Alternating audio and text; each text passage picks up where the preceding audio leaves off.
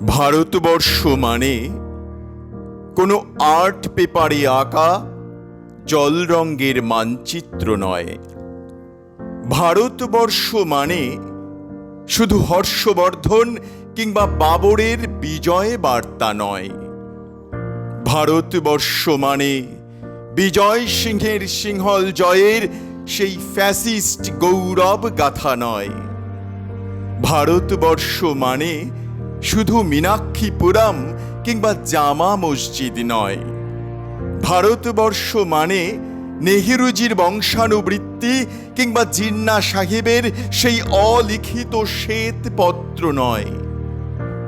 ভারতবর্ষ মানে এক ভালোবাসা, আমার, তোমার, শব্দের, সঙ্গীতের, জীবনের, আকাশের, মাটির।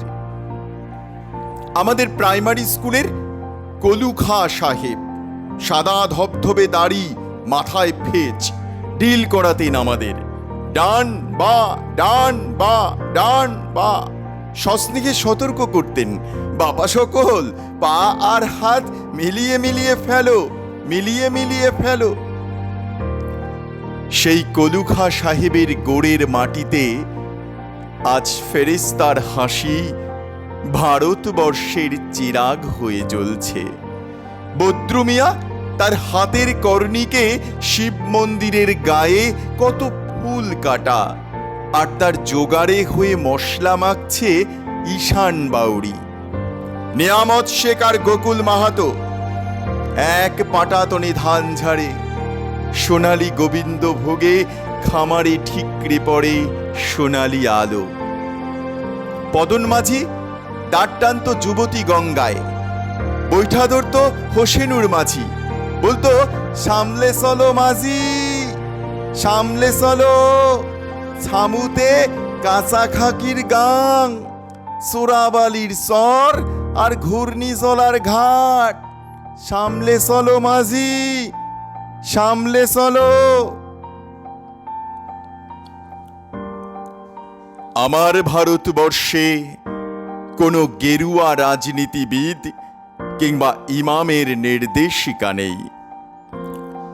এখানে কোনো সংহিতা হাদিস ছাড়াই কোজাগরি চাঁদের অকৃপণ আলো এসে পড়ে ঈদগার ওপর, আর রমজানি চাঁদ তুলসী মঞ্চের গায়ে পূর্ণ আলো দিয়ে যায়।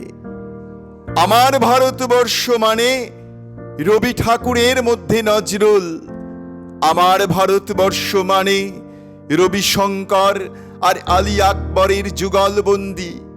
আমার ভারতবর্ষ মানে গণেশ পাইন আর মকবুল ফিদার রঙিন ছবি। আমার ভারতবর্ষ মানে মোস্তাফার প্রবন্ধ আর লালন ফকিরের গান।